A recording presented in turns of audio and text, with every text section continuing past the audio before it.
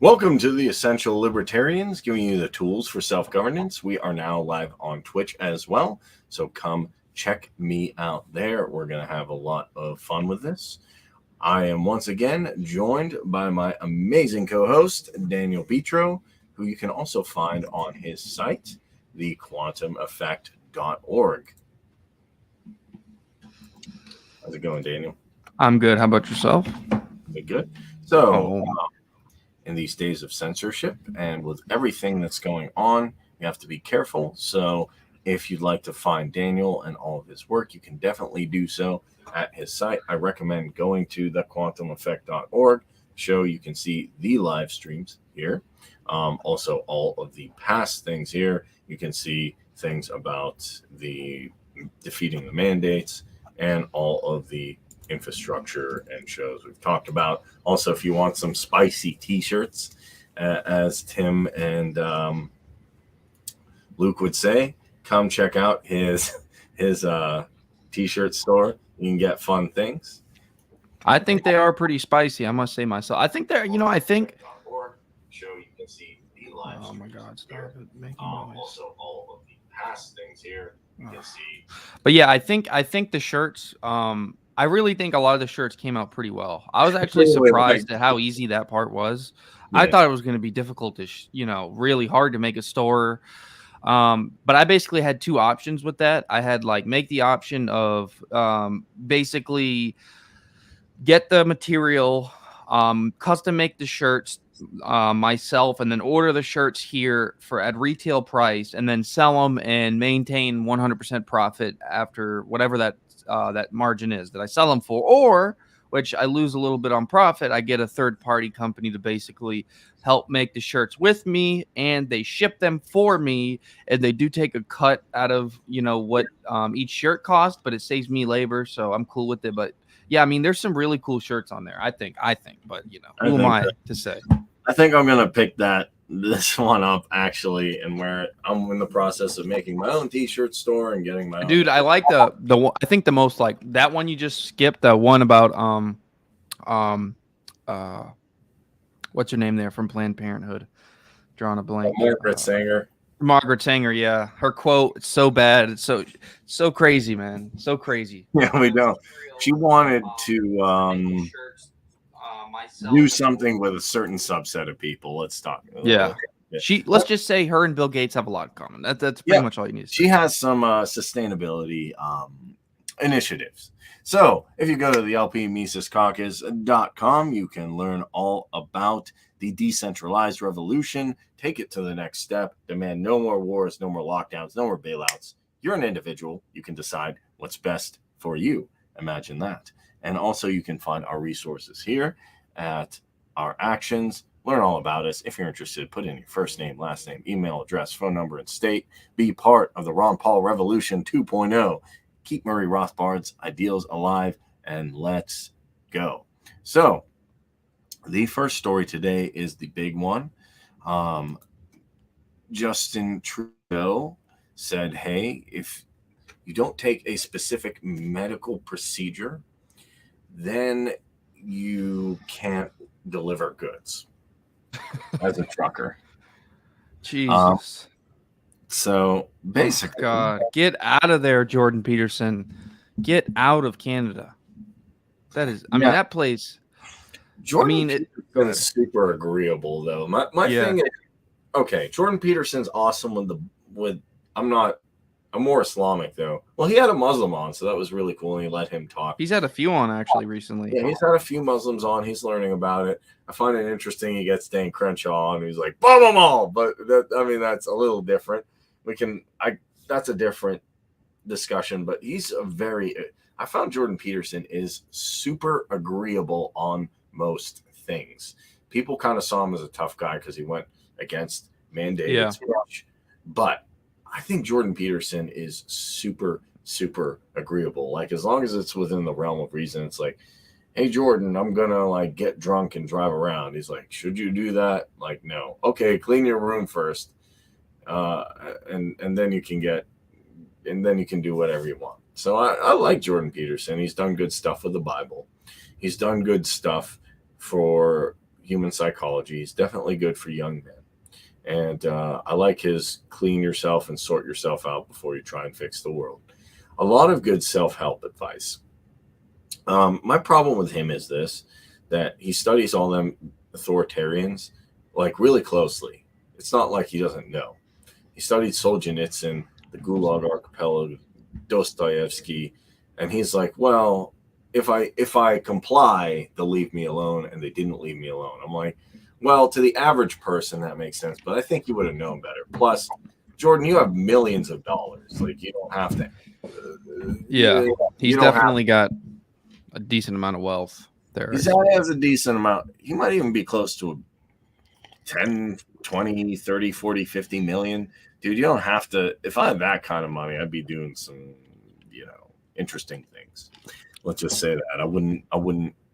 I don't understand why he's just like, oh, well, So your critique of him is basically like, you knew better. Why did you go along in the first place? You're like, so your critique of him isn't that he necessarily because he has expressed how he made the wrong decision, but the real critique is you knew you shouldn't have made that decision. If there was anyone who had the psychological insight to know that when you give into any sort of peer pressure, it's used as a expression of power when we're talking about left-wing radicals and postmodernists who truly believe that the whole world, every society that's ever existed is predicated solely on the expression of power, and that these people are authoritarians and want power at all means. I mean, Jordan's talked about it, right? And he still gave in. And I think that's a valid critique, though. I think it is. Yeah. And he said he doesn't even like Trudeau. So why listen to Trudeau? Oh, he hates Trudeau. I don't know if you've seen his Twitter recently. But he said he's immature. He said he's immature. He doesn't know what he's doing. He's and all this. But then he gave in to him. It's kind of like me, man, I don't like anything that Biden does, but I support Build Back Better. It wouldn't make sense. Which actually, part of me does for a Hans Hermann Hoppe reason. I'm not going to say exactly why. Let's just say this: I'm cool with not having an empire and throwing my wealth in Coinbase and hoping the rest of it does good. Yeah. I'm not gonna go there. But it's like me supporting Biden or Trump, a Trump policy, saying, oh, I just hope they let me have this or have that or have this freedom back. I think he would know even better than me, because he's been around double the time I have, that if you comply with authoritarians, they make more loops. You jump through more loops, they make more loops. You jump through more loops, they make more loops until you can't jump through, and then something bad happens. So what is going on with the Freedom Convoy? Convoy of truckers is traveling across Canada, to protest a medical procedure that the establishment wants them to take for a cross-border essential workers. They support drivers in their own vehicles, and they've joined part to protest the mandates, and they also have a GoFundMe to help the convoy. There's also live streams of the convoy on Facebook showing hundreds of people. I think they broke a world record for having the most truckers there. This is Canadian truckers, American truckers. They're joining and saying, look, until Trudeau's gone, until these mandates are gone, we are not stopping. And I 100% agree this is the best way to protest. Why? Because you could, I'm not criticizing defeat the mandates. I think JP Sears and Robert Malone is funny.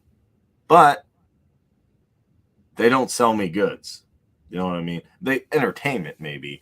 But if you have no truckers, well, in 2 weeks, you have nothing on the shelves. You have nothing on the shelves you don't like to eat. I think authoritarians and globalists still eat, that I know of. So that being said, they're not quite to the full integrating with technology and robotic shit, but eventually they do want to get to the point where they don't have to worry about eating, and they can basically merge with machines and live forever. I mean, there's a select few of, I'd say probably more than you'd like to imagine, of billionaire elites, people in the World Economic Forum, Davos members, Bilderberg members, who have stated that they do believe the future of humanity and society is a full merger with machines to basically extend lifespan beyond what we would deem as normal consciousness, basically to prolong death extremely, or maybe get very close to the eternal. Exactly, yeah.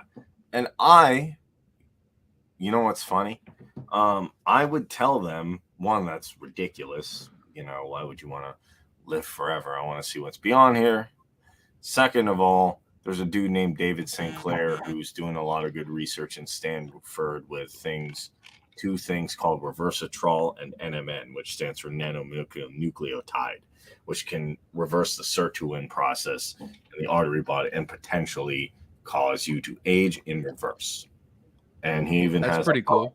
He even has a talk why we age and why we don't have to.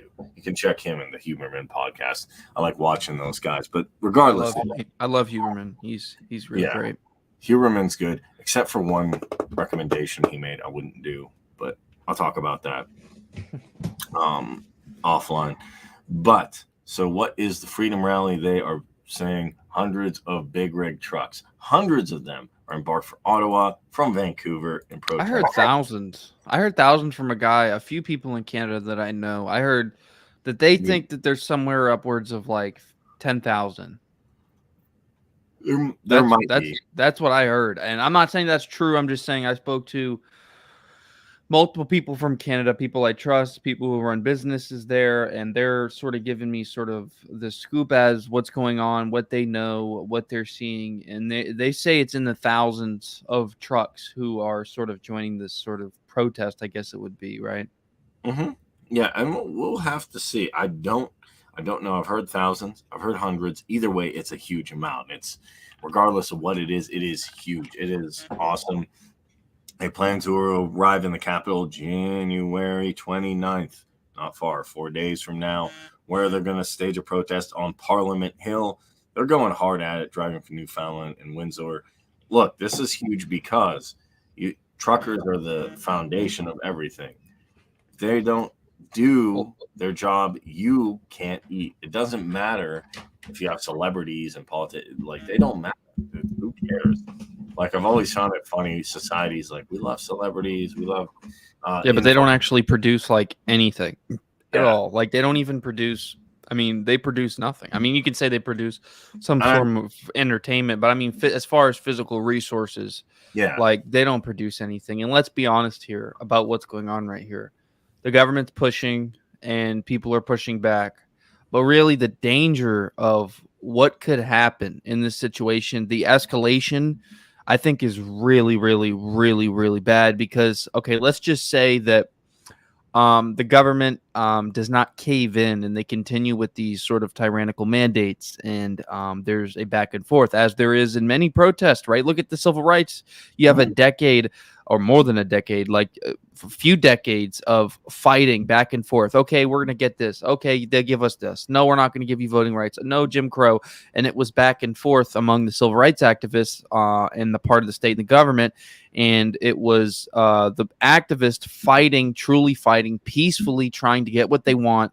And then the government being like, no, we're not giving you that. And then constant back and forth. It is sort of it is a match. It's a battle between, you and your government, and it can get very messy. And you take thousands of drivers, right? Thousands of truck drivers that are going to be delivering basic necessities, the most valuable resources, food, materials for you to live. They're going to fill the grocery stores up. And if that gets upended for even just 2 weeks, I mean, you're looking at massive deprivation, massive suffering. But we know when it comes to protest, people will go to extraordinary lengths to get what they think is right. People will go to extraordinary lengths to preserve their freedom. And one of the best examples I have of this preservation of freedom through means of suffering and starving their own people if they have to is the American Revolution. In the American Revolution, you had arguably one of the smallest, like it's not like the 13 colonies were big or they had any sort of substantial power. I believe it was King George III, who was the king at the time. I mean, they basically thought, King George basically thought, well, it's going to continue what it has been for the last 500 years, right? They're going to rule this other state, and they're going to put massive tariffs and taxes, and there's nothing to worry about. There's nothing, because it was that way for literally hundreds and hundreds and hundreds of years from the very first king of Britain. And you had these Americans who were like, you know what? Fuck you. We're not going to do what you say. We're not going to let you tax us ridiculously. You're hundreds of miles away. No, fuck you. We're going to write a letter and we're going to say, no, we want to be our own sovereign state. And guess what happened? Bloodiness. People died. Lots of people died. And guess what ended up happening? The Brits found that this small, puny collective of colonies were willing to die for their freedom, and they would have literally have to kill every single person on that land to take away, what the American Revolution was. I don't think there was any stopping the American Revolution. Like when you have a cause that was as like morally righteous as that, whether you believe it was righteous or not, but you have something as fundamental as freedom and liberty. It's like, yeah, good luck trying to take that away from people, because they will do anything, including killing themselves, to, if not get it for them, get it for their children. Yeah. And that is how we had to have the revolution actually work. And I'm reminded of a funny George Carlin thing. They said, like, a lot of people on the right side will protest, like pro-life, pro-choice. And he said morally committed people in Vietnam knew how to stage a protest, if you know what I'm referring to. If you don't, yeah. I don't like them anymore, but you can check out. Well, there was someone who did that same thing for a lockdown protest in Australia or Austria, or it was Australia, I think. Look it up. A man set himself on fire and burned himself to death because of the lockdowns. It was a protest in the lockdowns. We're seeing protests like no other. But one thing that's very interesting is to see the sort of left-wing mainstream media. They're not even covering it. Like, if you go on CNN, if you go on any of the, even Fox News, they're not covering the massive global protests that have happened in the few years, other than Tucker Carlson and maybe Hannity here and there. But mainly Tucker Carlson is the only guy to report on these uprisings in Europe and Canada, the truck. Like, you haven't seen a peep out of the mainstream media when it comes to these protests, the French protests, which are still going, they've been going on for like a year now.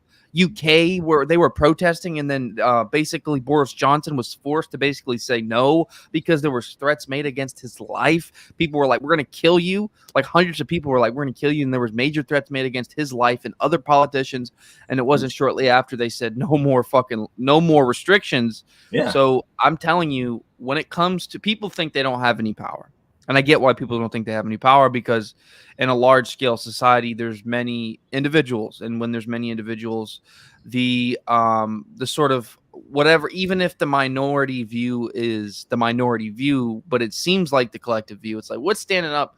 Why stand up to all these millions of people, right? And you say, what power do you have as one puny, tiny person? And one thing I want to tell you about, and everyone listening about this, you could call it the domino effect, right? Or the butterfly effect, more accurately. And it's like this.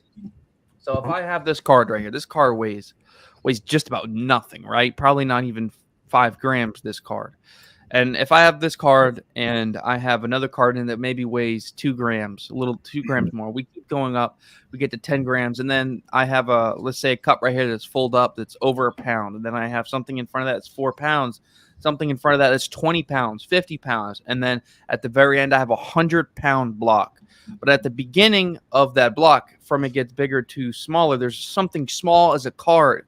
But as this small, tiny card hits that next block, eventually that bigger block is going to fall down simply from that one very, very small block. It's a domino effect. Your one small move of expression towards liberty will be a domino effect, and it will eventually take down that large piece. But you have to make the action. You have to take human action. You have to be willing to sacrifice your freedom to get freedom. It's as simple as that. Yeah. Just like anything else, like trading, you can't make money without trying to sacrifice. You can't get something for nothing. We've learned in economics.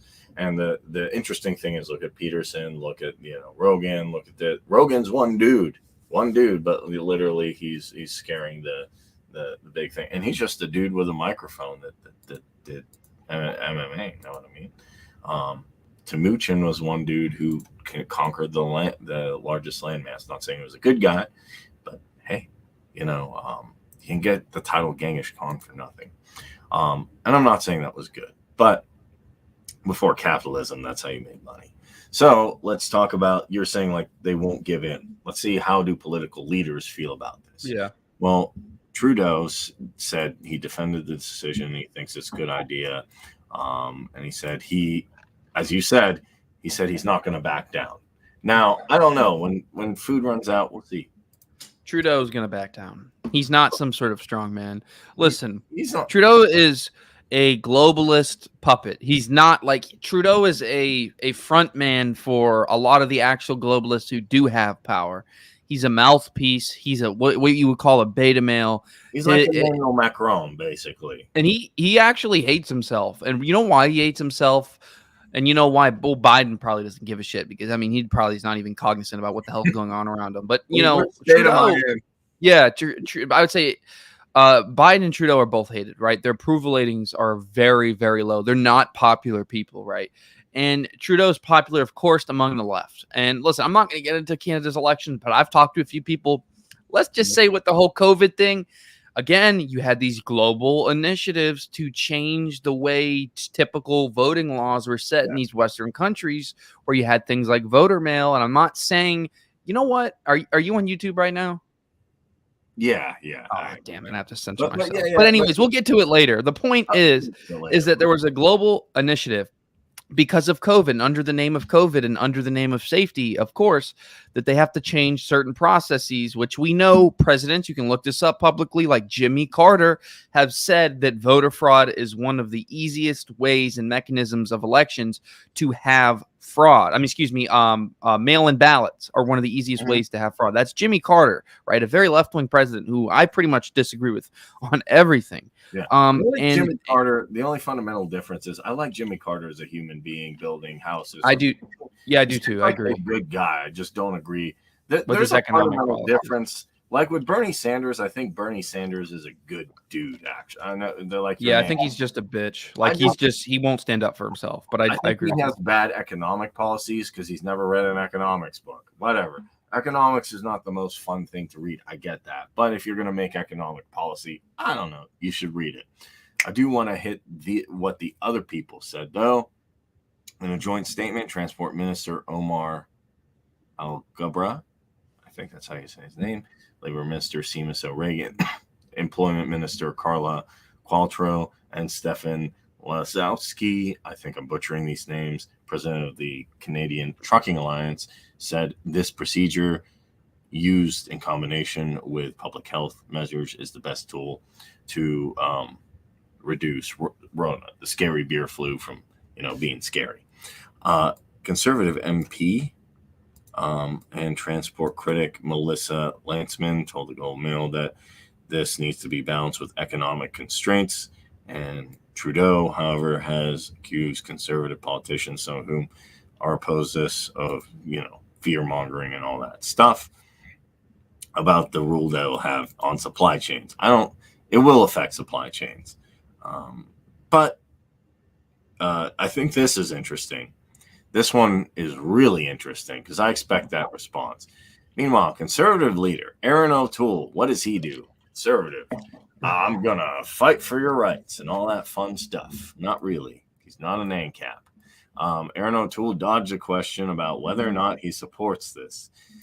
Of course. I mean, that kind of, to me, seems like the general pattern here in America, too. One person's doing crazy stuff and the other party's like, what do you think? Like, I don't know. They're doing stuff. It is. Well, I think fundamentally listen, what we're going through right now, and I'm not exaggerating when I say this. We're going through basically what would be a Maoist cultural Marxist revolution. That's what we're going through right now. And we've been going through, it's not like it just started, not even a year ago, not even COVID, since really the 80s, 90s, and especially in the mid 2000s. And really when social media started to rise, that's when we started to see the cultural revolution, just like it took place in China 60, 70 years ago. It started to become more intense online because the means for left-wing radicals to spread their propaganda, spread their ideas, became unfathomably more efficient. They were able to spread their sort of cultural propositions and inquisitions, and there are things like microaggressions, and there are things like wokeism and all the things that wokeism implies, like implicit bias, like the changing of critical theory to critical race theory. All of they're basically the same thing. One's just predicated mainly on race rather than identity and structures in society, but they're effectively the same thing. And we saw this. It's been happening for a while. We saw it under Obama. And we know one of the things that one of the craziest things that happened in the Obama administration that I don't know why people have overlooked. I don't know why people don't talk about it. I mean, I've never seen almost anyone talk about it. The Obama administration documents came out, and they did not dispute these documents. The Obama administration has yet to dispute the documents that came out that showed that Obama was wanting to build re-education camps for individuals who had been radicalized by the right wingers. This came out. There was multiple designs in places in the country. This was in 2004, would be 2014 or 15. This came out close to the end of administration. Now, that was glossed over because it was so crazy, and it does sound like a conspiracy theory type thing. But really what we saw was a president who was the left wing, who was very authoritarian, and who was actively who Obama really started. And it's funny too, because, he was supposed to be the whole healer of divisions, as of course Biden is, but he was really supposed to be the healer of divisions and the ender of the wars that Bush got us in. But not only did he extend the wars and get us in more wars, he made the division between the right and the left just, it was, by the time Trump got in office, people like to blame Trump, and I get it. He did have divisive rhetoric, but really Obama sowed the seeds for what we're seeing now. That whole administration, I think, did. That was when wokeism, that's when the Cultural Revolution really took off. Of course. Well, I get into it, but like the simple philosophy is they've been doing this for years. Is if you keep the other side fighting the other side based on some specific, it can either be physical or religion or anything. Yeah. If you keep one group saying this dude's bad over here, they keep looking at you and they don't look at the guy who's going to the bank. And that's what they do. Point, yeah. So that, hey, if I wanted to maintain my resources and all that stuff, that's why they do that. Alberta Premier Kennedy tweeted, this one's interesting. Canada is facing a critical supply chain crunch. That's why I think they'll reverse. With a quarantine for people who did not take the medical procedure, Ottawa's making a bad situation much worse. He also tweeted he's currently working with U.S. governors on a joint letter to Brandon, President Joe Biden, and Minister Trudeau to get rid of this policy. Who's supporting it? There's a GoFundMe raised over $4.6 million. Oh, hey, I thought you couldn't, without taxes, you couldn't raise money for things. I'm shocked. Oh my God. Yeah. You think we could raise $4.6 million for social programs in a voluntary society? For more than, I think we could. Yeah. Yeah. So all the people, yeah, I think people that does seem to be a comment. Let me ask you about that actually, because I'll let you continue before I ask you, unless you're done. No, I'll just finish this. Okay, 60,400 donors. I guess that means to me, I'm seeing more and more evidence that people believe in a thingy, they'll put money towards it. It's not like some crazy, economic theory that you got to break down Leeson or Rothbard, or just like, hey, people find this valuable in society, put money to it. They don't. Okay, we'll put money to it. Can we fund everything like that? The majority of things I think you can, or almost everything. And the organizer, Tamara Litch, says will go towards fuel, food, and accommodations. Litch is the secretary and the member of the Maverick Party, formerly known as Wexit Canada, federal political party that supports Alberta separatism. Woo! That's my kind of gal. Although I kind of like Maxime Bernier of the People's Party of Canada, but I like this. Tamara, I have to look into that. The GoFundMe says withholding funds until the organizer was able to provide documentation on how it will be distributed, require that fundraisers be transparent on the flow of funds, have a clear plan how those funds will be spent. In this case, we're in touch with the organizer to verify that information. So this is going to be interesting to see what they do. But, for once, I can really say this is going to be the most effective thing you can do. It's always anti. Oh wait, this one actually says anti-vaccine mandate, so that's pretty good though. That's good because I mean that's a very rare thing. I saw New York Post said the same thing. New York Post, I really give credit where credit is due to publications that aren't always perfect, but are trying to get to the truth. I really think the New York Post, through all of this cultural revolution and all of this sort of propaganda that's been put out, has been pretty solid, dude. All around, the New York Post was the first one to talk about Hunter Biden's laptop. They were the first ones to cover it. And of course, Twitter took the New York Post, one of the oldest newspapers in this country, down off of Twitter. They took it down because of ideological reasons, which, but they've been pretty good, though. They got rid of their own CEO, so they pulled a Steve Jobs. But I will say this. I think this is the most effective one, even more than the thing in D.C., because, hey, if you don't have food resources, people change their minds and people do stuff pretty quickly. Yeah, because the elites can't farm, right? So this is smart. No. This is really smart because, listen, the idea that you're going to somehow get the elites to do something different by yelling at their faces, I get that. Maybe they'll get annoyed and they'll, because they want to be liked, because most of these people are. No, actually, I disagree. And I disagree because Emmanuel Macron literally said he wanted to agitate people who didn't. He wanted to piss the unvaccinated off. But I think I get that.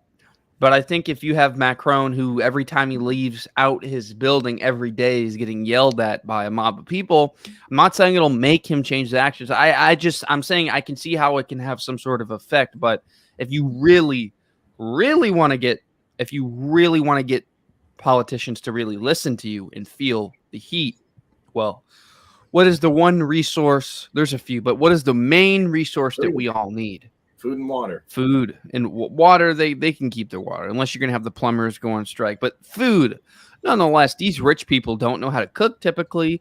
And yeah, they have their own cooks who make their cooks. And yeah, they have their own fancy $1,000 dinners they can go to, like Thomas Keller's French Laundry, where Gavin Newsom goes. But what happens when Thomas Keller can't get his food from California because all of those drivers in California decided to go on strike?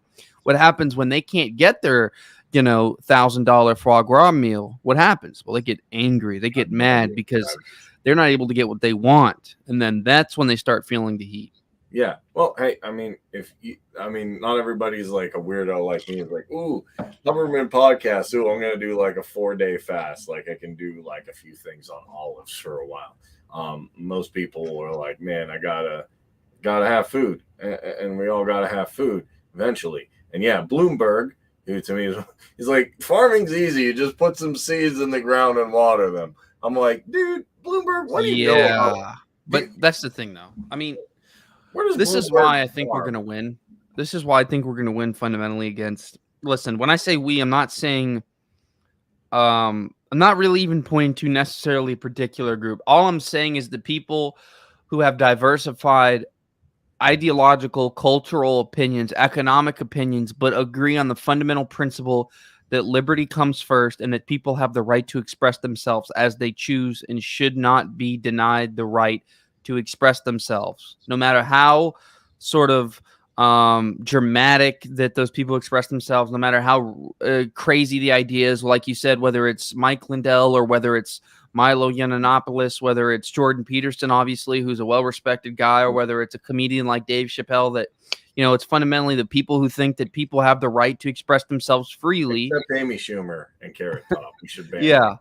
But I don't know. I like Carrot Top. He's I'm kidding. I don't think he's that funny. I think like he's an aspect of him is funny, but not his actual comedy, if that makes sense. Like, you're laughing at him, not necessarily with him, but I guess that's sort of his whole bit, right? But anyways, it's the people who want the comedians. It's the people who have the humor. It's the people who don't want to silence people and want liberty fundamentally. But they could differ on everything else. I mean, they can differ completely economically, and this is why you sort of Jimmy see Dore. That's why I love Jimmy Dore. I was talking to a dude who just mentioned another guy who's like Max something. He does like the Rebel. I can't. Max Blumenthal. He's great, dude. Blumenthal. Yeah, he's great. Gray Zone. I think not the founder of the Gray Zone, but I know he's like the head chief of the Gray Zone. Great organization, very, very like not that biased. You know, they really try and cover stories truly, and that's why the mainstream media has been coming after things like the Gray Zone. And look at Project Veritas. I mean, you go to Project Veritas with Wikipedia, you would think that it is a propagandist network, like a Russian propagandist network. It's not. It's not. It's just James O'Keefe doing his work, and there's a lot. Actually, there are some good. I mean, I'll even give Kyle Kalinske. There are a couple things I like that Kyle Kalinske done as an ANCAP, criticism. Not of his side, but like he's okay. Vosh is okay on a select.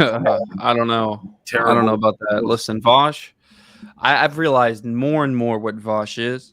He is an agitator, and he's a revolutionary. Yeah, he could care less whether the system burns or whether it doesn't. And as the system's burning, he's laughing. So I think what Vosh is, yes, I do agree with some of the things, but I think fundamentally that Vosh needs to have more conversations with more people, because I think if you see those conversations with guys like Charlie Kirk, Tim Pool, but even guys who are better able to express themselves. And listen, Charlie Kirk, in that debate that they did, that I covered on my YouTube channel, like I did a whole video of me going over watching a whole live stream. Charlie Kirk didn't do a good job of expressing like his ideas, and not only his ideas, but the ideas of free markets, right? But if you have a guy like, I mean, shoot, even Dave Smith, but a Jordan Peterson, but again, listen, he's been Vosh. Every time he's losing a debate, he just rage quits. If you look at his history of debates, every debate he's been losing, whether it be to Jackson Hinkle, whether it be to Destiny, there's many guys. He'll just quit. He'll quit because what he'll do is he'll go to character attacks. He'll try and claim the other person's a racist, a white supremacist, or they're siding with the evil, greedy capitalist, or he'll really do a reduction of the other person's remarks. He starts to get angry and he's like, there's no point in debating anymore because you're not listening to reality. And then he quits. And most people who are in a debate don't just quit like that unless they're losing or they're really intolerant. And I think he's actually pretty intolerant. I'm pretty tolerant because he makes some pretty on the edge jokes. You know what I mean? But like, for example, the whole thing with Biden, Peter Ducey, and how Biden mumbled under his breath, inflation, what an asset, you son of a bitch. Right. And then of course, Vosh says, that's my president. Right. So I think like guys like him aren't bad, but they need to be like, I want to see Vosh talking to everyone, a Ben Shapiro, a Jordan Peterson, a guys who can express these ideas well, a Ron or a Rand Paul. I mean, even Ted Cruz, as much as I just think he's such an idiot, he's pretty good at explaining his ideas. It's just he doesn't know when not talk sometimes. He doesn't know when to just not say anything at all. But, people like Vosh, if you put him next to one of those guys I just named, dude, I almost guarantee you everyone watching who's already not a leftist, anyone from a neutral standpoint, they're going to be like, listen, his ideas make more sense. But again, that's why I think with guys like Vosh, I may not like him. I may think he's sort of toxic and he just wants to watch the system burn. But those are the type of people I think we need to be engaging with constantly, the people that we fundamentally disagree with. I fundamentally disagree with them too. I can kind of see their point that the system is not really working. So I do too. Yeah, there is I do sometimes even get in a state where I'm like, fine, just let it go. But then I realize, hey, it's not going to be good for a number of reasons. Anyway, let's talk. Let's keep going international. I pulled up my meme here. Everyone liked it. There's this other one I saw that Luke posted that was funny. Come on, do a war. So I don't know what to make it. People have different opinions. I'll give my own, and I'll add something that nobody else has said yet. Ukrainian leaders say, stay calm, Russian invasion is not imminent. But then I also see like things that say something's going to pop off. I see that like people say it is going to happen, or there's another kind of in the between thing that, well, nothing. It's not that nothing's going to happen, or it's not that's be full scale, but there'll be like tit for, like a little thing here and a little attack here. I don't know. We'll have to see. I'm not going to play political strategist because I'm not, but Basically, Ukrainian leaders thought Tuesday to reassure the nation that an invasion from neighboring Russia was not imminent, as they acknowledged the threat is real, and received a shipment of U.S. military equipment to shore up their defenses. Why? I don't know. Why? I don't know, because Trump and Biden keep sending them stuff. I mean, they have other ways of deterring an invasion, like, I don't know, nuclear weapons. I'm not saying they use them to be terrible, but like just the fact that you have something. It's the fact that, hey, I learned martial arts, so I never have to use it, is what I mean. Moscow has denied it is going to do that, but it's amassed 100,000 troops near Ukraine, which you can't really take over a country like that. It's holding its military drills at multiple locations. Russia has led the United States and its NATO allies, oh my God, to rush and prepare for a possible war. They've been wanting this war to happen for probably 6 or 7, maybe even 10 years now. I mean, think about all the Russian propaganda we've seen in the last 5 years with Trump. Like, why do you guys think, and Kareem, I'll ask you this, why do you think it is that the Democrats, especially the establishment Democrats, like their boogeyman, their big boogeyman, doesn't seem to be China.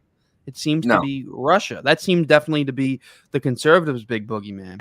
But why do you think it seems to be that the Democrats, like their big boogeyman, what they think to be the biggest threat to democracies globally is Russia?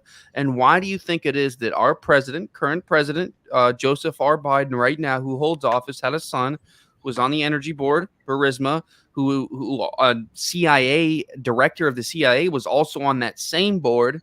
And then sure enough, that you have United States allies and United States politicians and officials who want to offset Russia's Gazprom monopoly and want to take control of the Qatar-Turkey pipeline to basically take away the monopoly that Russia has on gas in that area, so you get more gas flowing to the Western countries.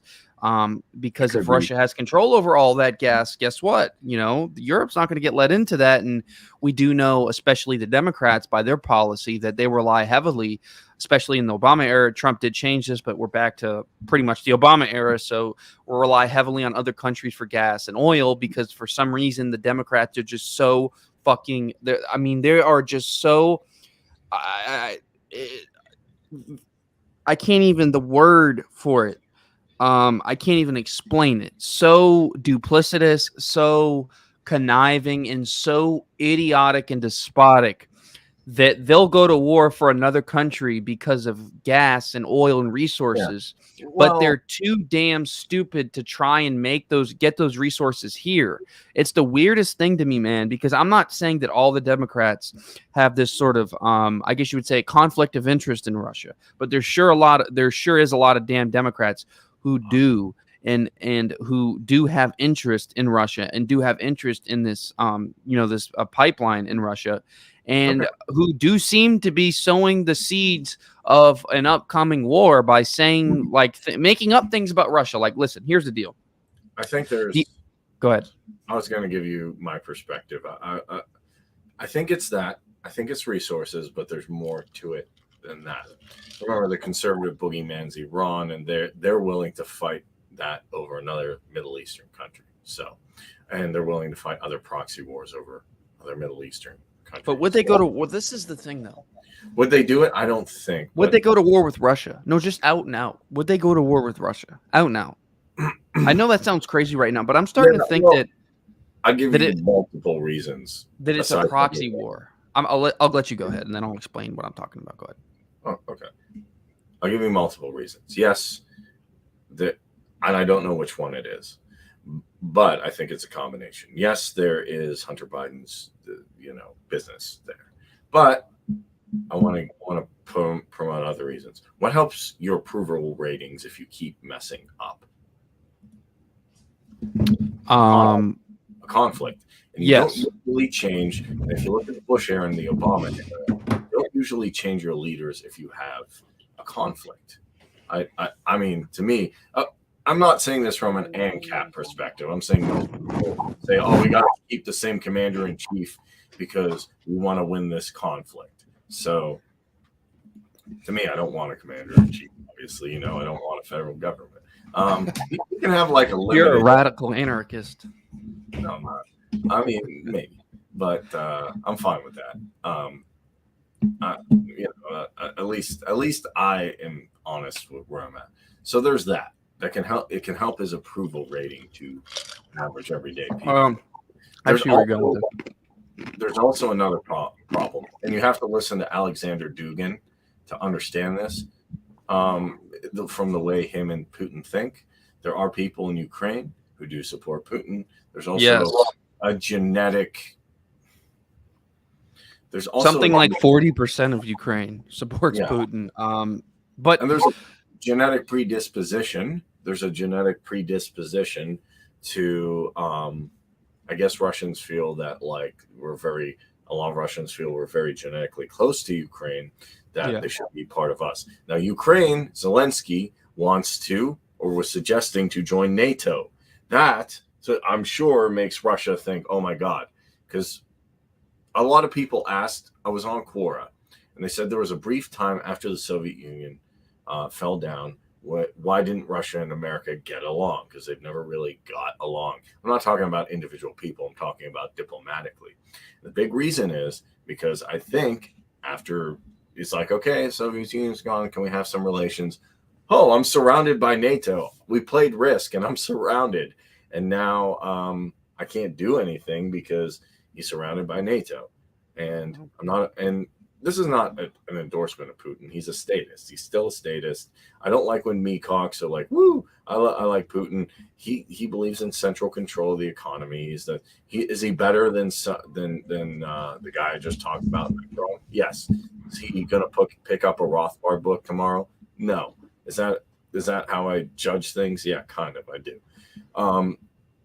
Is he even gonna revere something like the Constitution or do something similar? No. So it's the fact that Ukraine wants to join NATO and Putin sees that as a direct thing. Like, no, these are my people. If they join NATO, that's really going to screw me. That's two things. So his approval rating because during wars, it is true that presidents' approval rating historically do go up. Yes, that is true. Why? And here's the third reason.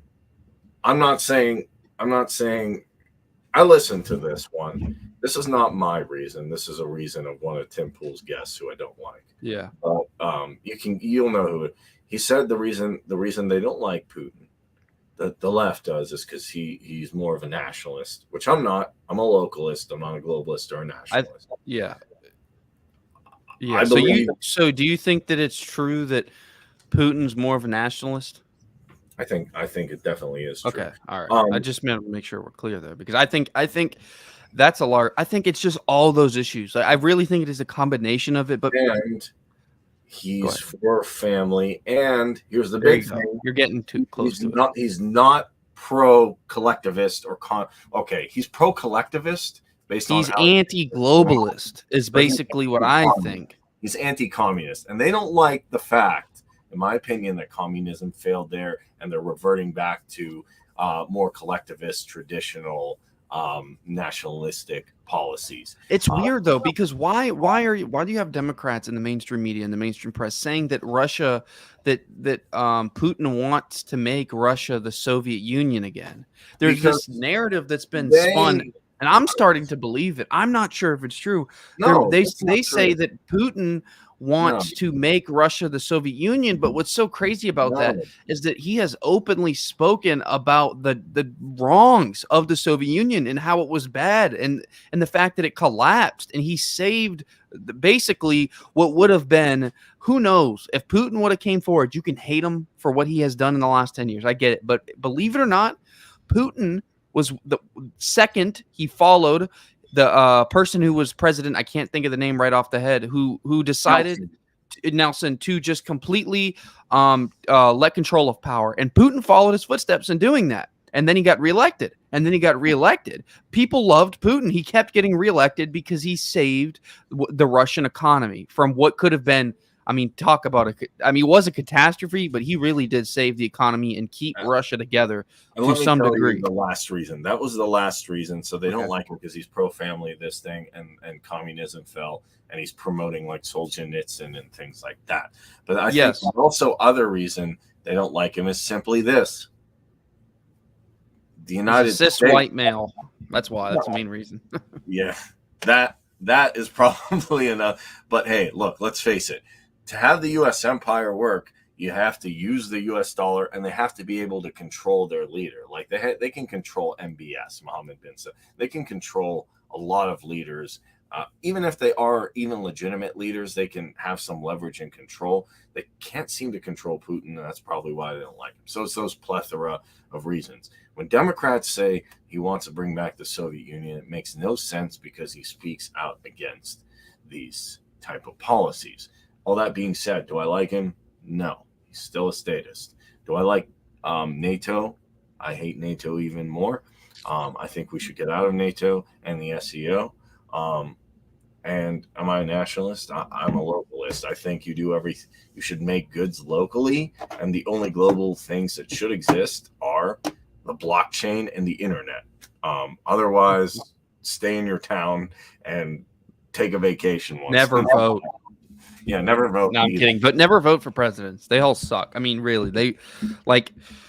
That's why one thing about Mises that I think is really attractive, but also it's a bit of individual responsibility there. It's like you don't have much effect on who's getting into office in the White House, but you do have an effect on who gets elected on a local level. You do have an effect on who becomes your city councilman. You do have an effect who becomes the head of your board of education. You do have an effect on your sheriff, and it's a trickle up thing. So it's like this. You keep getting authoritarians into federal government.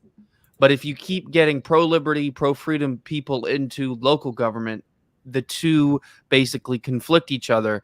And this is some sort of luck of the draw where we are in our country. The way that our founders really set this country up is that states have, when you really think about it, more power than the federal government. Although the federal government in the last 150 years has been expanding their power and trying to change that, at the end of the day, states have more authority over their sovereignty than any federal government does. And you know what? There's a lot of sort of Supreme Court cases we can point to for certain issues. But long story short, if your governor is pro-liberty, if all your city councilmen are pro-liberty, if all your congressmen are pro-liberty, if all your sheriffs are pro-liberty, if you have a bunch of pro-liberty, pro-freedom, free market people, and maybe a few socialists, and they're fine, whatever. But again, anti-establishment and pro-freedom, pro-liberty, pro-people's ability to express themselves, pro-First Amendment. You have all these people in there. The federal government will have its left hand cut off. Will have its foot cut off. The only thing it can do is crawl and punch with one hand, because there's only so much it can do when you have a state that is completely filled with liberty-minded people. They can try and implement federal policy, but listen, here's the deal. You know what's awesome about federal policy is almost in all cases you can find a constitutional justification not to follow it. The only two things really of federal policy that has stayed into effect, but we've seen California try and change one of these two, is the civil rights amendments and slavery. Other than that, if you look at federal policy, there has been changes through our country in different states that have said, no, we're not going to do that. Fuck your federal ban on marijuana. Fuck your federal ban on this. Fuck your federal ban on Newports. We're not going to do that. You know, like things like that, where states are just like, no, fuck you. We don't care what you say. We're going to do what we want. Because ultimately, we have more power than you. Ultimately, we have more say over what our citizens do. And at the end of the day, what is the federal government other than a group of criminals who organize together and try and bully states into the imposing of their will and their policy? That's all they are. They're a group of bullies who try and express their power over the states. And what's even worse is that these bullies, this collective of criminals who have grown up in criminal bureaucratic families, the Bushes, the Clintons, for years and years, they are trying to bully the world. They are trying to go into Middle Eastern country and destabilize their country for materials, for precious metals, for the dollar, oil, for anything. These people are despotic criminals who will go to other countries, bully these countries, kill their people, all in the name of profit, all in the name of power, and all in the name of course, democracy, which it's not. And I will say this again over and over. Any time you hear someone try and claim that anything is a threat to our democracy, be wary of those individuals, because we are not a democracy. Almost all of our founding fathers unanimously agreed on a few things, but one thing was that democracy had not worked in previous attempts. No. And as Thomas Jefferson said, it's 51% of the people taking away the rights of the other 49. So they said, we're going to make a constitutional republic with democratic processes and democratic elections. But even our elections aren't purely democratic. There is a Republican, you could say, not in the party sense, but in the governmental socioeconomic sense. When you look at things like the Electoral College, name a democracy with an Electoral College. Go ahead, name one. You're not going to, because we do have democratic processes and democratic aspects to our elections and institutions, but it's a mix and match. It's like a sort of yin and yang with these things. It's just enough to give people the amount of power to do certain things when they win it, but also just enough to give the minority enough power to not be completely trampled on by the majority. So it's hard to get things passed through. It really is in this sort of country, but it's really hard.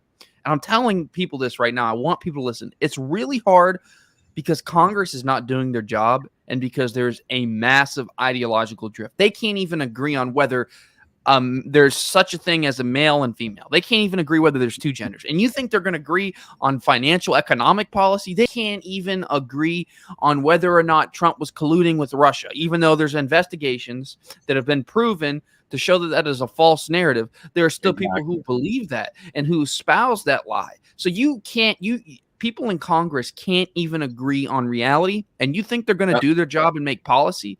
I think the problem that we're seeing right now. Like, there's a funny meme that Nancy Pelosi says, "Why don't you sign these?" And it has Ron Paul because I read them. And nobody. Well, here's the problem with Congress. They're not even reading shit. Dude, they haven't probably read a bill in I bet you 8 years. I'm not even kidding you. You can't. Let's suppose they want to. How do you read 55 pages in like 8 hours? I can speed read, and you can't do that. Their staff reads them. And they say, is there anything in there that basically, I bet you this is what happened. There's a bunch of people who put shit into these bills. Nobody knows who the hell they are. No one knows who put in what. There's just these bills that come to Congress with multiple signatories, with multiple people who are putting. And it's like here's my thing. Why don't conservatives just be like, repeal NFA? Ban Federal Reserve? Like, there's all these opportunities in these fucking bills to just throw it. Look at Michael Malice put it perfectly. Conservatives are progressives driving the speed limit. Heck, who knows? I mean, there could be meetings there like, Northrop Grumman was here, Raytheon was here, the pharma people were here, they're here. This guy was here, Bill Gates stopped by, Burla was hitting me up. All right, here's a bunch of stuff. What's all in there? It's all good. Okay, sign it. What's the bill called? Oh, Save the Puppies Act. What does it do? It says, we're not going to charge people to, whatever. It's always the opposite. If it was a kill the people bill, dude, I'd vote for it. I'd automatically vote for it. No joke. If it was kill the American people, it would probably be the best bill to ever pass the United States. Because everything is reversed from what they say. Now, I love the system the founders put together.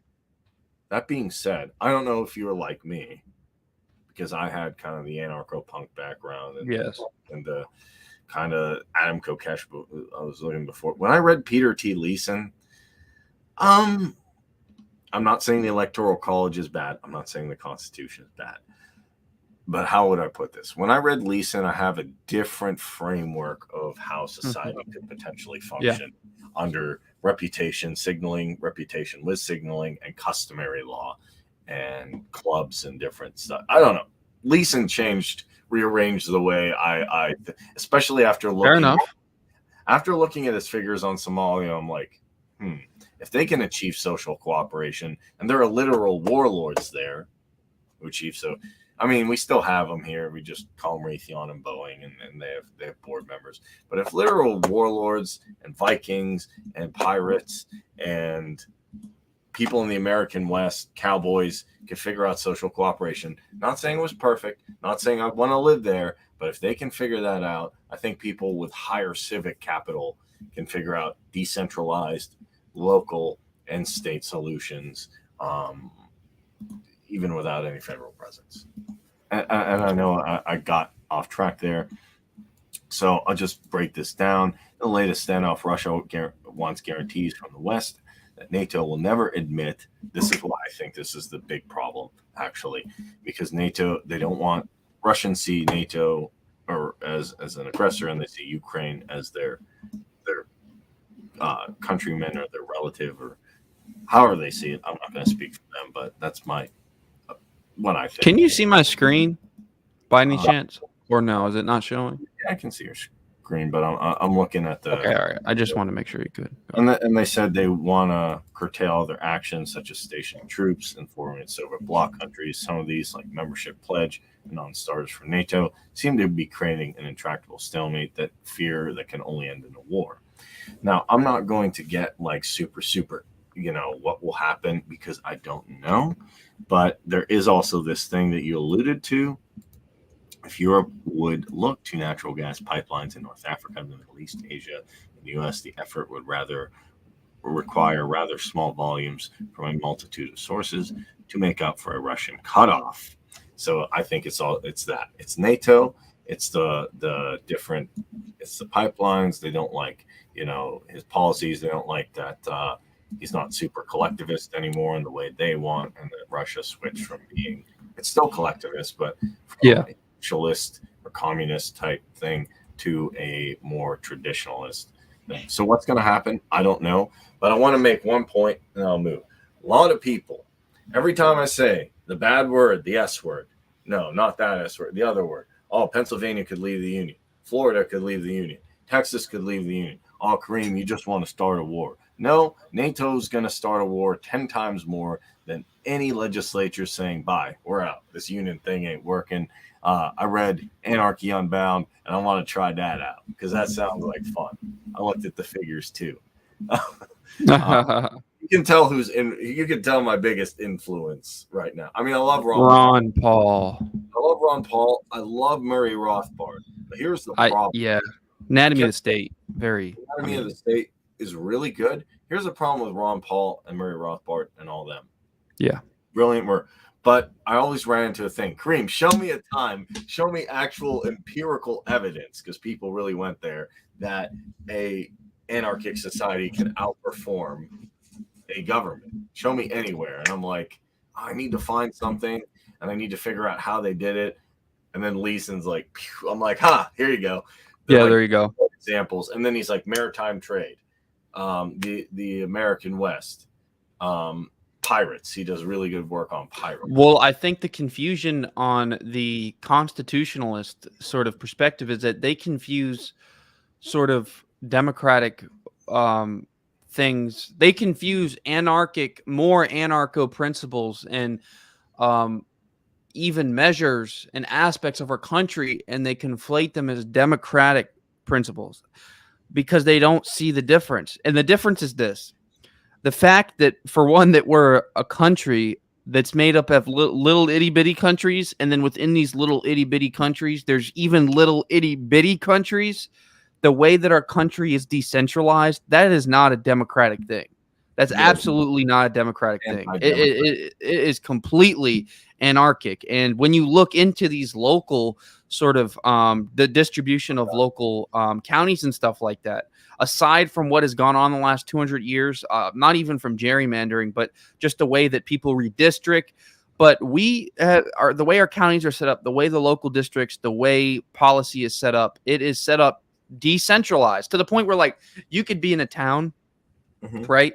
In a city, in a state, in a country, and like at every level of that decentralized aspect, there's different laws, different policy, different aspects and roles to play. You could be in a town, in a state that has certain policy, but because of the decentralized aspects of our government, and I don't even really like the word government, but of our legal process and the way that laws get put through, you could be in a town that doesn't have to follow the same rules and principles as the city that your town is in. So it's really interesting how that is. And I don't know if our founding fathers really thought I definitely know that a few of them did. A few of them were like, yeah, okay, we got to decentralize some things. And but I think a lot of them really just had really good intuition and they were on the cusp of doing things. But you had the anti-federalist. And I think they were the ones who were like, They're the homeboy. we need to stay like, we need to keep the Articles of Confederation, but no more than this. And I think, I don't know. Yeah, I could be wrong. Listen, I think I'm going to actually take a look.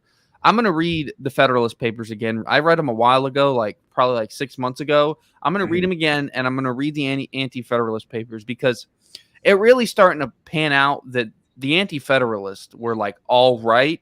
Yes, but they were.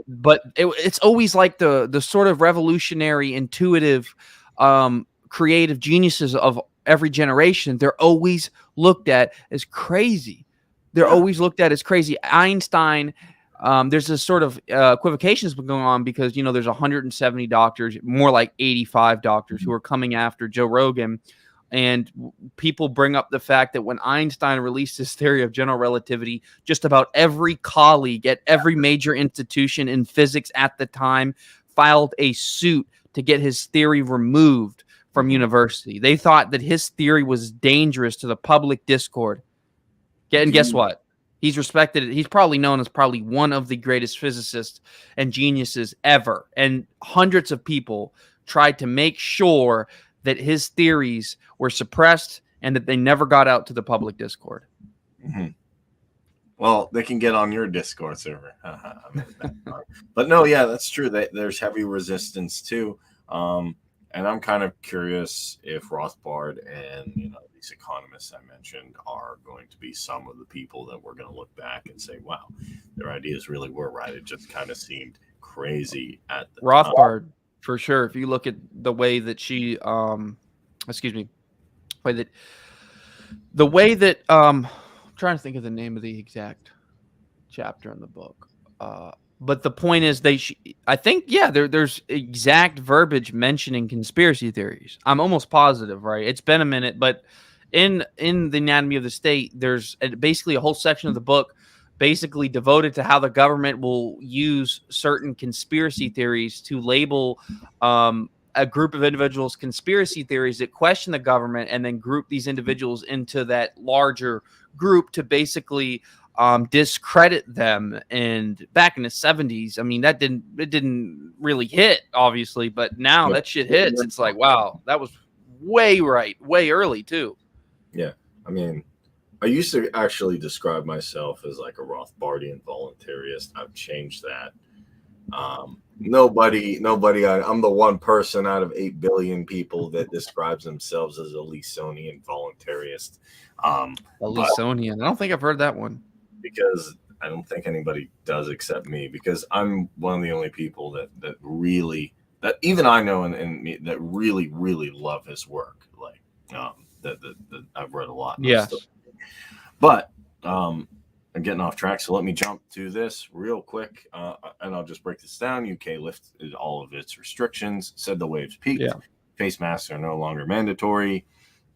They're dropping passports. And they said the restrictions are being eased because government scientists think that was a surge of infections, has now peaked. And they said they're going to trust the judgment of the British people and no longer criminalize anyone who chooses not to wear one. I don't believe that, though. I will tell you this. I think it's because the public was, like you said, saying, hey, Boris, we're going to come after you if this stuff is not gone. So he got under pressure, incentives. He wants to stay in power, and he lifted everything. Now, I also do agree with you that what you do is, and this is how I train myself with the Wim Hof stuff. I'm like, oh, this cold therapy is cool. I went in the shower and took a less hot shower. Took a warm shower, and now I just go in and turn on. Then I turned on a colder shower. Then I turned on a more cold. Now I have like glacial showers, and now I'm like going out walking like this in -20 and -10. I didn't start like that. I did a little pain and then go back and forth, and it's the same concept you're saying in psychology. You push someone, then you lift a little bit, and then you push someone and you lift a little bit. Yeah, I don't know what that's called. But if you keep, it creates like a cognitive dissonance thing that like, okay, well, I did something bad and I lost something. Now I get it back. So eventually you take away the restrictions and they get freedom. Oh, this freedom feels good. Oh, we put the restrictions back on. Oh, then we take them off. Then we go even harder till it's like boom. So it's called mass cognitive conditioning is what it's called. And listen, conditioning happens at an individual level pretty much any time you've engaged with anyone, right? But the psychological conditioning we're talking about is willful, intentional manipulation, right? Because when you're speaking to someone, when you're speaking especially to new people and hearing new ideas and new opinions, you're sort of being conditioned in a way to cause you a bit of anger, a bit of frustration, confusion, but also curiosity and wonder. And then it's that curiosity that hopefully, if you're a healthy thinker, that outweighs the anger, and you're like, you know what, these ideas push my ideas, but I'm really curious into these ideas. But more importantly, I'm curious to the search for the truth. So although I'm mad that these things are coming in conflict with my sort of worldview, well, you know what? I have to listen because there's got to be a bit of truth here, because there wouldn't be a bit of truth here if I wasn't upset or angry in any sort of way. So you then be conditioned to other people's views and to be conditioned to the truth.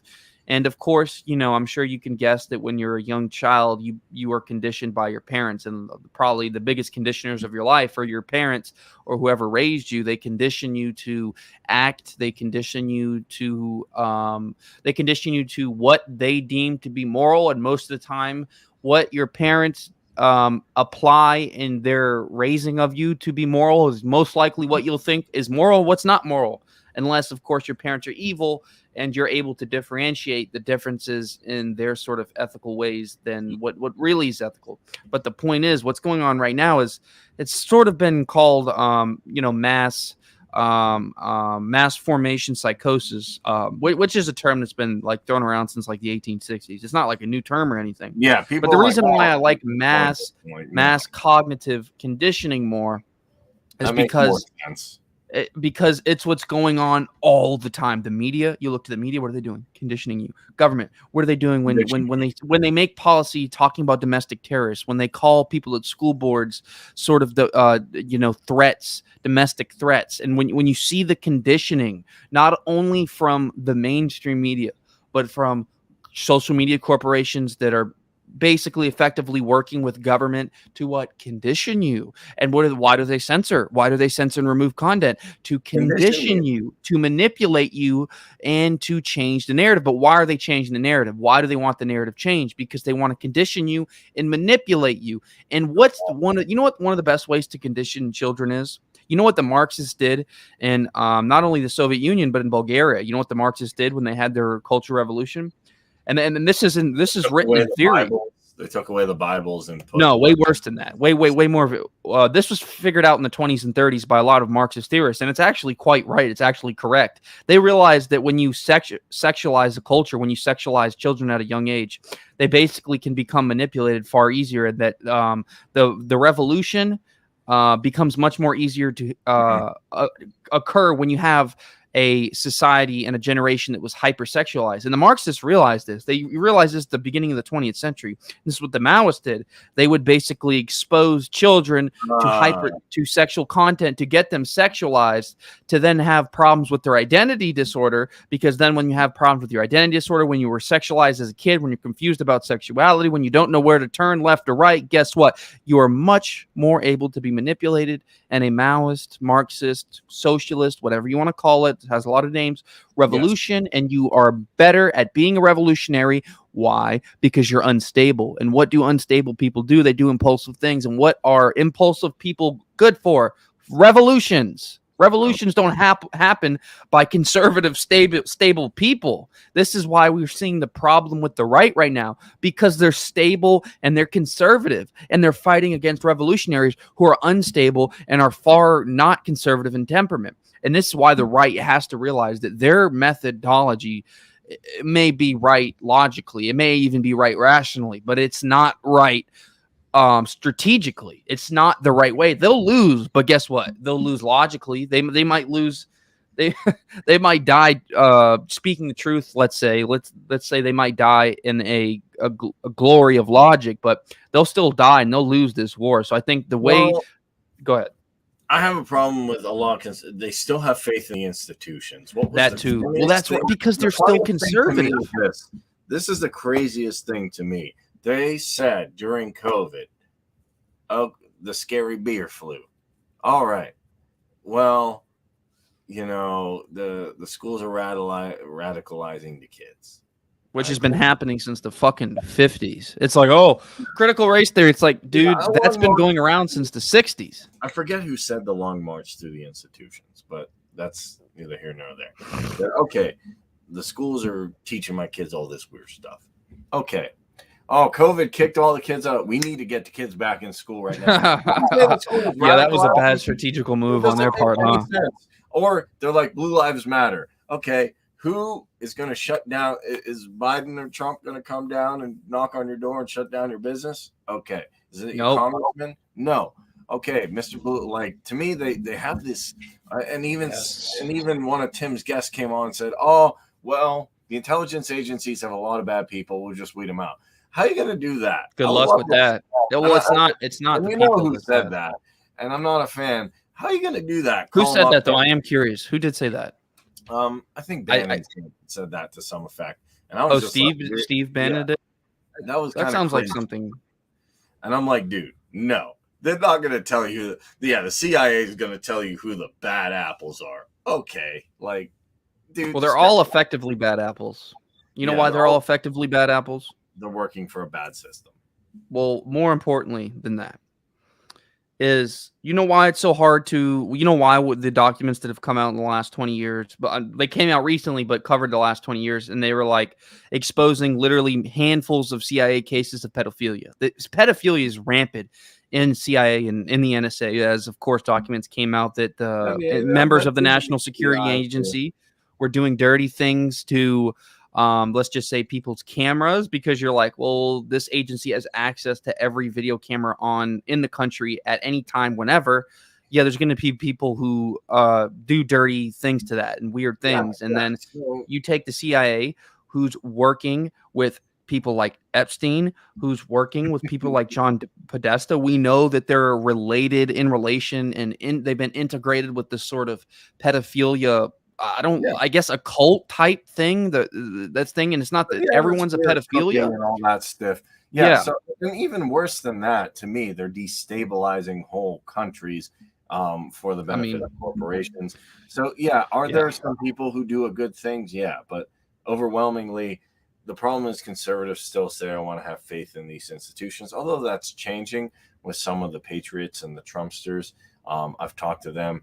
And when I explain libertarianism, we start with like, okay, we'll end the drug war. And literally in 30 minutes, I'm like, hey, what about defunding the whole Pentagon? What about that Federal Reserve? Let's get rid of that. I go further than that. I'm like, yeah, Federal Reserve. I usually end on defund the Pentagon. And they're like, well, if you could figure out a way to do it and still maintain defense, let's do it. And I'm like, woo, I know I've scared some conservatives. You know what was hilarious? There was, It was a left winger. It was a Congress person. I cannot think of her name. God, it's gonna kill me. But anyway, she defunded the Pentagon. But when you looked at her bill was to take money from the Pentagon to put it into the National Security Agency and into basic military, what would be you consider the military industrial complex, into military activity. So it's like, let's defund the Pentagon, but let's put that money into other fucking just as equally, if not worse, things. It was so hilarious because you look at it and you're like, oh, she's taking money out of the Pentagon, but then you look at it and you're like, oh, she's recirculating that money back into a bureaucracy, just a different one. I'm gonna go after Marjorie Taylor Greene here. She had a bill to get rid of the ATF, and I looked at it, and it was actually good. It would reallocate the same actions to the FBI. So I'm like, oh, it would really? I thought it would. No, someone else. I think it's Massey. Massey has a bill where it's literally like, it's like one sentence. It's like, get rid of I think it's the NFA. Is it the NFA? Yeah. It's like literally one sentence. It's like, we are the calling for the enactment of the abolishment of the NFA. That's literally the whole bill. And I'm like, dude, that is what bills should be right there. Like, The Declaration of Independence is I tried to pull a picture up. I don't know if it's on my screen anymore, but the spending bill, it's a picture of Rand Paul with literally 7,000 pages in his hand. The omnibus spending bill in 2020, they had to carry onto the Congress floor with a wheelbarrow because of how long the bill was. They literally went on Congress floor with a wheelbarrow. That was the bill. Look this up. I'm not kidding you. It's ridiculous. Here's what I'll say, and I'll break it. I think Bill should be like that, but yeah, even people who argue, well, oh, Trump's gonna take some stuff out of the EPA. Yeah, but he put it in the military. Like, to me, a lot of these bills sound cool, but like reallocating resources to one program from another program isn't decentralization and just throwing funds around and going. Trump was, yeah, I agree with you. But one thing that Trump did that was new in my Trump actually spent money that he had. Now, after 2018, like when we got into COVID, now, of course, just ridiculous spending. But when you actually see from 2017 to 2019, before COVID, you actually saw, it was crazy to see this, where he would basically be like, okay, we're going to cut this and we're going to save money, and then we're going to use this money for that. And it's like, wait a minute. So you're actually trying to budget. Now, I get it. Still, I know he doubled the debt, and I get that. But if you look at that, that's literally over 80% of that is all 2020, all COVID. And I still think he's responsible. But what I'm saying is, when you saw his economic policy, 2019, right, when the economy was just freaking amazing, when gas was less than $1.30, when the stock market was booming, and you can say that maybe the conflicts weren't that good, but the Syria tensions were calming down. He wanted to get out of Syria. He was working on getting out of Iraq and Afghanistan, cut troops down like by 80%. So things were getting better for sure. And you saw him basically making money in one way by, let's just say, tariffs and taxes. China's going to give us $10 billion for this, A or B, and then he took that $10 billion and used it for other things. Like, you actually saw him sort of budgeting. Then obviously COVID comes around, and how that went. I would say you can't have a good economy if you're trillions of dollars in debt. And I agree with you. It wasn't good because Peter Schiff breaks that down. When you give people money but you're not making anything, you have more dollars in circulation and less goods and services. I don't think he really did a good economy. I don't think. I think he could have just pulled the troops. Just pulled the troops out. It was nice that he did the reduction, but just pull them out. Defund the Pentagon. I would defund his Space Force. First thing. Yeah, I agree with you. I would probably defund the drone. I would defund the drone program completely. Gone. Done. Well, I don't know about the drone program, because 95% of those drones kill civilians. I mean, we have a 5% kill rate with that. That's pretty damn good, I hear, in the drone world. 5% of all the drones we've ever used have actually killed their intended target. That's pretty good from what I hear. I actually am saying that government standards, it probably is. Like, I'm advertising right now. I have a t-shirt on my website with Obama on the t-shirt that says, I have a drone, because Obama droned more people than any other president in history and dropped 26,171 bombs onto basic poor people in 2016. So he basically almost ran out of bombs, effectively. But go to this shirt. I actually like the shirt. There's a few Obama shirts I have that are just hilarious, that are really funny. And Alex Jones shirts. I like the Alex Jones shirt. Alex Jones. I'm fighting the globalists. It's just a little bit, though, where it is. Right there. Go up. I have a drone. I have a drone. It's just Obama. Dude, I'm telling you, man. He was really good at drone striking, but I'm not saying good at hitting his targets. But when it came to killing civilians, god damn, Obama was the man. I like this. Anyway, let's do the last two stories real quick.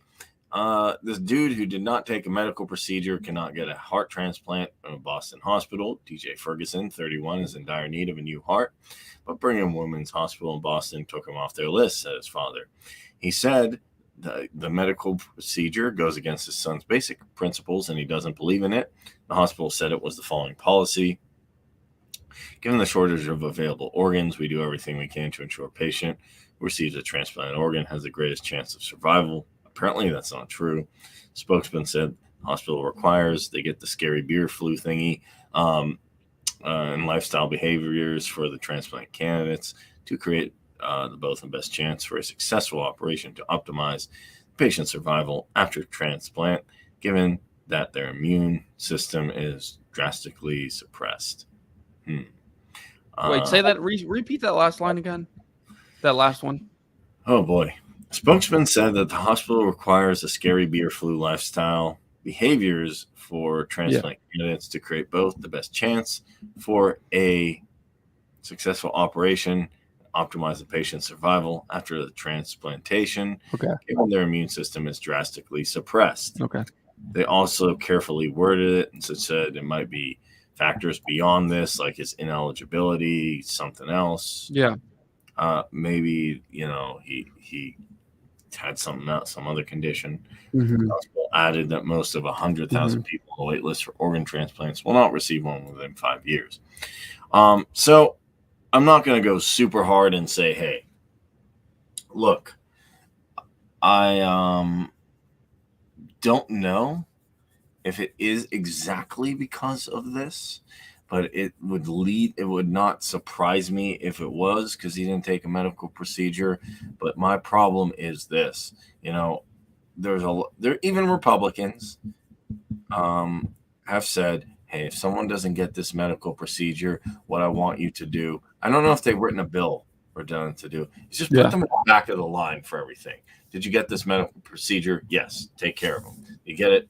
No. Okay, well. Did you see the guy in Boston, my hometown, disgraceful, I must say, but the guy who got taken off the I think it was a heart or a liver transplant list because he was unvaccinated? He was right there. Is this the story we're reading right now? Yeah. Okay, all right. I thought so, but anyways, there was another guy too in might have been another dude. There was another guy. I think it was a liver, but this has happened like once or twice. This Boston one, and I think it's outrageous. It's absolutely outrageous. I mean, oh my God. Honestly, I try not to think about this one too much because it really does make me angry. It really does get me. I think you got to think about it. Angry. Who in their right mind thinks that and it's always the leftist who claim to be the one claim to be the party of the dispossessed. Isn't that fundamentally what the left is supposed to be? Right? The right is supposed to be the one not worried about the personal responsibility. Pull yourself up bootstraps, and the left says help everybody. But they're not doing it though. They always say universal health care. Bernie wants to give everybody health. Hey, I'm going to give everybody health care. I'm Bernie Sanders. I get rid of the debt. I don't do a really good Bernie Sanders. Yeah, Bernie Sanders wouldn't have got rid of the debt. But maybe he would have been better than Trump. Who knows at this point? Like, I don't know what he would have done, but I can say this. The left always says, hey, look, everybody should get care no matter what. And now they're saying, well, if you don't get a procedure, you shouldn't get it. I think that's ridiculous. I think that's why people should be mad, because it could be you who has a problem, and then you get pushed over because, hey, I didn't take a thing. We're all human beings as far as I'm concerned. I don't agree. Yeah. I don't even agree with people on the right that say if someone got this thing, you should, cause problems for them and say bad stuff about them or hope anything. I like what Zuby said. If you got this thing and you're wishing ill will on people, you're in a dark place. If you didn't get it and you're wishing ill will people got it, you're also in a dark place. Yeah. Never lose your humanity. Yeah. I think we're losing our humanity. Well, that's part of the mass cognitive conditioning is basically who was the guy from Russia? It's drawing a blank. Dostoevsky, No. This guy who was a basic Russian propagandist for the Soviet Union and fled. I'm trying to think of his damn name off the top of my head. I can't think of it. Look it up. Russian. I can't think of. Anyways, he talked about how Russia used dehumanization and demoralization to get people in America, especially to manipulate them, and how they use things called subversion. And this guy, God, it's going to bother the hell out of me. We'll look it up in a little bit. Yeah, but anyways, the idea was that he said, and this was in the 80s, he basically fled the Soviet Union and was like, this war that's going on right now between Russia and the U.S., it's far deeper than you understand, and how Russia was doing propaganda campaigns to children to basically entrench the universities, help entrench the universities in Marxist theory, help the sort of what would become the softening of the universities, what would become the real ideological turning to the left of almost all the universities and stuff like that, which had gone on since the 60s. But, Russia really helped continue that, and how they would demoralize people and flood people with so much information. They realized when you would flood people with so much data, so much information, so much conflicting facts, and so many things that are negative. When you tell people you could die, there's a scary virus, people are dying, even if it's exaggerated to the absolute most.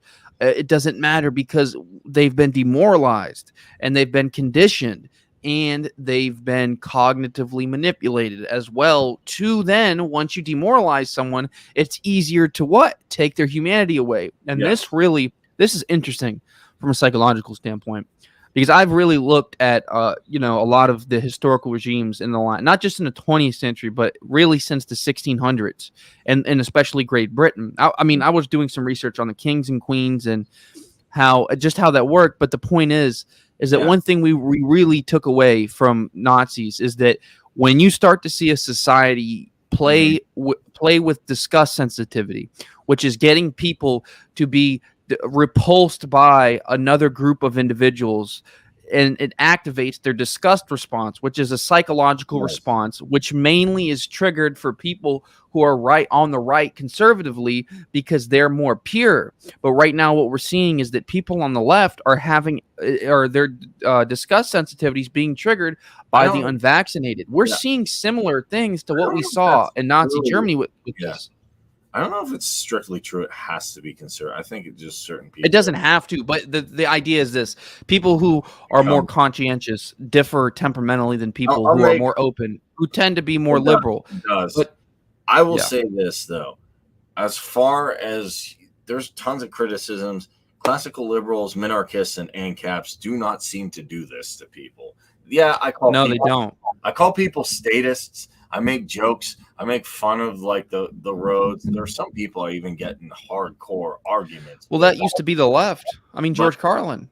Yeah, George Carlin. But look, I'd say this. Look, the libertarian right, if you want to use that quadrant, tend the other three quadrants. Yeah, do what you're saying. They put people. Oh, here's the good. Here's the bad. Here's a pure around pure. Here's where the. Who's the man choose to not? We don't do that. Well, it depends how ideologically driven they are, because when you see the left, like you're talking about, the people on the right do that, and people on the left do that, and I think we could probably agree is that those people who do that, generally speaking, are extremely ideologically possessed. True, but yeah, I agree with that, and I'll even say this: I think the libertarian right has come to the fundamental conclusion, as Jordan Peterson has said, yes, there will be hierarchies because people are competent. And what I would argue is, hierarchies are part of nature. But the only hierarchies that should exist fundamentally are competence hierarchies. That's it. If you're good at something, or maybe you got lucky genetically and that pushes you up, but the only hierarchies that should exist are competence hierarchies. That's why I don't think classical liberals, minarchists, and ANCAPs tend to dehumanize people. Anyway, last article. Study from Oregon State University shows that hemp compounds could prevent scary beer saw this. from getting in humans. Courtesy of Jack Lord sharing this. New study says that, if you smoke weed every day. But they can do study. Listen, get this. They can give weed to, I get that it doesn't have that many negative side effects to people, but they just stopped. I don't know if you saw this, dude. This was the big story today that I saw out of all the news, that the FDA removed the emergency use authorization of monoclonal antibodies. That's a major deal, dude. They basically effectively have stopped Florida from using their main treatment. That is Florida's main treatment. That's what helped Florida's hospitalization stay down. That's what's basically saved Florida, and why they're the #1 state in not only like hospitalization prevention, but in the recently deaths is because of that treatment. And you're seeing the federal government really wage sort of I don't know how to wage medical war against the states that really want to use these therapies. Why? Why would the FDA do this? It makes no sense. Why didn't he use what? Because they're mad. Because hey, I'm the authority. They want the vaccine, dude. But it seems so crazy. I say because authoritarians are mad because they want you to use their product because it makes them money. That's the same reason they don't like drugs that like psychedelics, or because they can't tax them. If they could tax them, they'd love it. Because plus, when people do psychedelics, good luck trying to fucking control their minds. Yeah, like, you know what I mean? Man, there's no such thing as like material consciousness. Like, yeah, you get like a Bill Hicks awakening with everybody. There ain't no more state. I don't know that. That'll be an interesting world. But yeah, obviously hemp and weed, not the same. Imagine a no drug war world. That'd be. Imagine there was never a drug war. Imagine this: the '60s. But they improve and they realize, yeah, there's a limit to the amount of drugs we should be doing, because then you fucking ruin a whole generation and then it's counterproductive. The counter movement was kind of counterproductive. But imagine there's no drug war.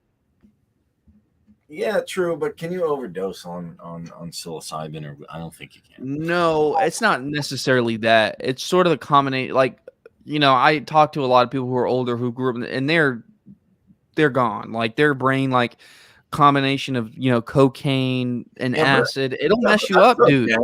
But nothing wrong with that, because hey, now you can run for the executive branch in the federal office, so that's okay. I'm just kidding. But I think it's the hippies who. So if you're born in, it would be. You don't think they can run for president now after seeing what we got? Well, there would be in their 60s right now. Yeah. And 50s and 60s. So those are that's the sort of generation that's really in office mainly, right? Because I think the majority of the House and the Senate are it's like 80% of people are over 55, right? 50, 55. So like the majority of government right now are those sort of hippie culture.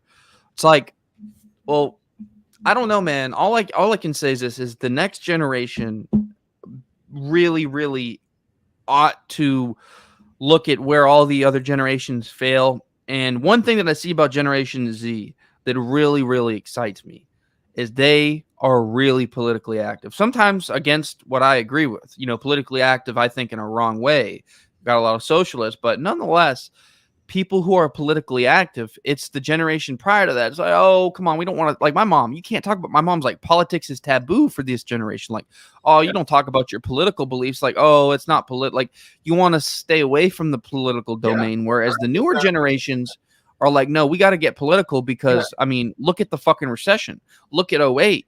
Look at COVID. Look at the lockdowns. No, we have to get political. So that's a good thing, I think. It is a good thing. And I'll just end this by saying, hey, look, I'm not saying that you should use that. This is not medical advice, but they also said there was a compound in licorice plant that can also help. So I just think this was interesting. They're talking about hemp specifically, not THC. But I think which is legal in all 50 states. This is an interesting study. You can pick up some CBD, some Delta 8 and thing, and it might help you with the scary beer flu, because it's a beer flu. It sure is scary. The recommended dosage that I use, that I shall give to my patients, me, medical doctor Daniel, I shall subscribe or prescribe 400 milligrams of Delta 8. That is what my patients should. I'm kidding. I'm not a doctor. I'm joking around. But seriously, that Delta 8 stuff is really good. Joe Rogan. Can I say try it? Can I say try it? Like try Delta 8. You don't have to do it. Make your own decisions. You have your doctor. But I tried it and I just think I liked it. Flu. Sure is. The recommended dosage that patients, me, medical doctor Daniel, I shall subscribe or prescribe. Hello? That thing's playing, by the way. Yeah. You're good. I accidentally went on your site. Sorry, it was live. You're good. So, yeah. No, hey, prescribed that, some elk meat, and a hyper deprivation chamber, and we're ready to go. So, ladies and gentlemen, that was all my stories for today. Thanks for tuning in to the Essential Libertarians. If you want to find Daniel's work, you definitely can. Go to the store is really where it's at. Store. Go buy his stuff. I'm gonna pick up a T-shirt. You should too. Quantum Effect shirt looks cool. F Edison. We got more NWO. We got Ted Turner. He's mad because nobody likes his TNT. Should have put some good stuff on there. You got TJ with the sunglasses. I like it. I look at the Hunter Biden one. That one's funny. The only judge a good man by his children are. We got some funny stuff here. You're destroying America. Dude, the Jordan Peterson one is funny. That's actually really funny. I laughed at that one. There are more female nurses than male engineers. The amount of barriers of choice. So you're saying that? Okay, wow. I told you it was made in the lab. You laughed at me. I forgive you. Yeah. And the Alex Jones on the Joe Rogan. That was a wild episode. Dude, they need to get back together. I'm telling you, episode 1776, Joe Rogan. That should be who you have on. Yeah. Or you could have someone else on that wrote a book about pirates. And then everybody's like, can I try out that there in Capistan? I'm like, sure you can. So you can also contact him here, and you can also read the about, everything else. You can also find him on Facebook, and you can find him on Anchor and Twitch. I recommend going to these places. Just check out his stuff. If you like, what you saw here, go ahead, go through the Anchor stuff. Also go through the store. And if you want to keep the ideals of Murray Rothbard and everybody alive, head to the LPMisisCaucus.com. You can also find us on YouTube at The Essential Libertarians. So, thanks for staying for this episode. We covered a lot of things. Thank you very much, Daniel. This is The Essential Libertarians, giving you the tools for self-governance. I'll see you in the next video. I will see you. All right.